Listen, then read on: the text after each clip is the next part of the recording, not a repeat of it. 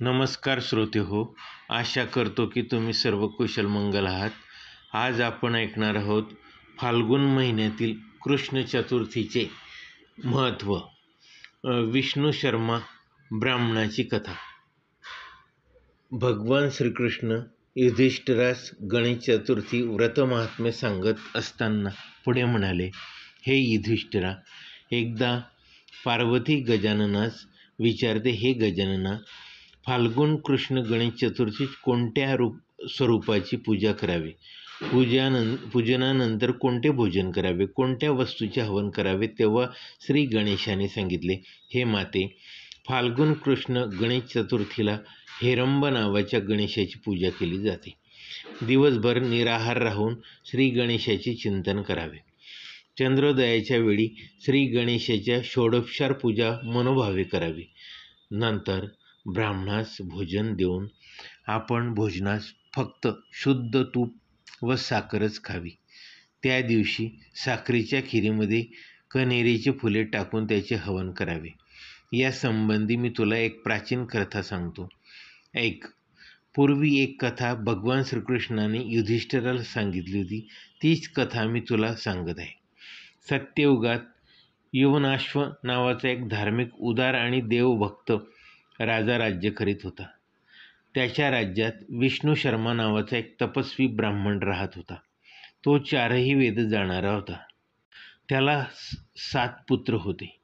ते सर्व खाऊन पिऊन सुखी होते. त्याच्याकडे धनधान्य विपुल होते, परंतु आपसातील भांडणामुळे ते वेगवेगळे राहत होते. विष्णू शर्मा दररोज एक मुलाकडे जाऊन भोजन करीत असे. याप्रमाणे अनेक दिवस सुखात गेले. पुढे विष्णू शर्मा म्हातारा झाला. तो अशक्त बनल्यामुळे रोगी बनला. त्यामुळे त्याच्या सर्व सुना त्याचा अनादर करू लागल्या, अपमान करू लागल्या. त्या अपमानामुळे त्याला असह्य संताप होत असे. एके दिवशी फाल्गुन कृष्ण चतुर्थी आली असताना विष्णू शर्माने ते व्रत केले. दिवसभर निराहार राहिला. सायंकाळी तो आपल्या मोठ्या सुनेकडे गेला आणि त्याने सुनेला सांगितले, हे सुनबाई, मी आज श्री गणेशाचे व्रत केले आहे. त्यासाठी आता तू मला पूजा साहित्य दे व नैवेद्याकरिता मोदक कर. आपल्या सासऱ्याचे हे बोलणे ऐकून ती संतापात म्हणाली, तुम्ही दररोज काहीतरी सोंगढोंग करत माझ्याकडे हे होणार नाही.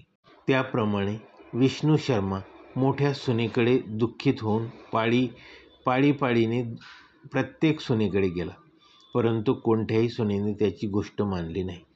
त्याला पूजा साहित्य दिले नाही, नैवेद्याकरता मोदक केले नाही, त्याचा अपमान केला आणि शेवटी तो सर्वात लहान सुनेकडे गेला व म्हणाला, अगं सुनबाई, मी सर्व सुनांच्या घरून निराश होऊन तुझ्याकडे आलो आहे. नंतर त्याने सर्व हकीकत तिला सांगितली.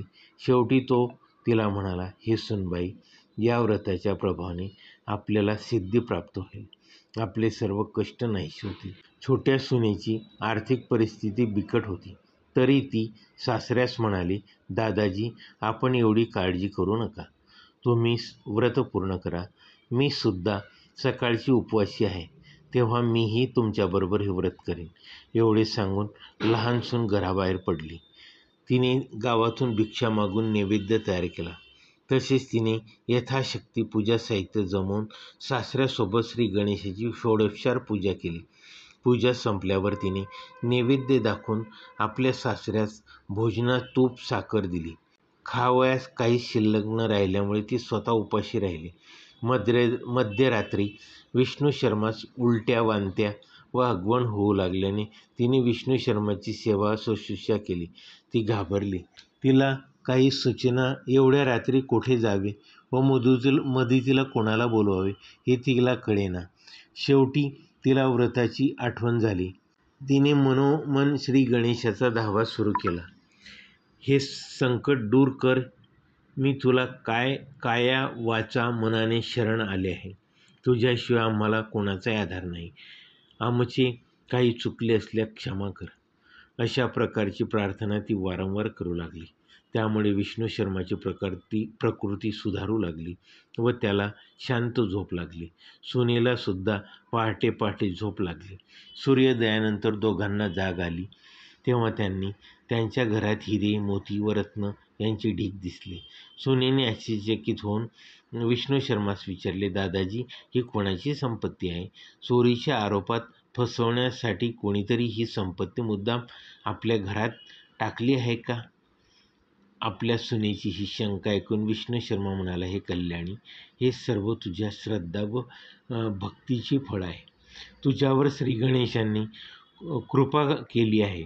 तेव्हा त्याची सून नम्रतेने म्हणाली, दादाजी, आपल्या व्रताच्या प्रभावाने श्री गणेश प्रभू प्रसन्न झाले व त्यांनी आपली गरिबी दूर केली.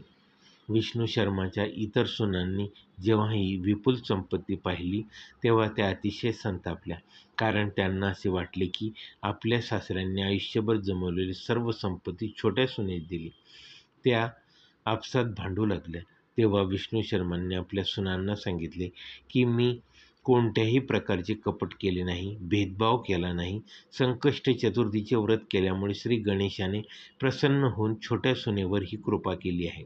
तुम्ही सर्वांनी माझा अपमान करून मला हाकलून दिले, तेव्हा मी शेवटी या सुनेकडे आलो असता तिने मला आश्रय दिला, व्रत पूर्ण करण्यास मदत केली. या स्वतःबद्दल देखील निराहार राहून गणेश चतुर्थीचे व्रत केले, तेव्हा तिच्या चांगुलपणामुळे व श्रद्धाभक्तीचे फळ तिला गणेश प्रभूंनी दिले.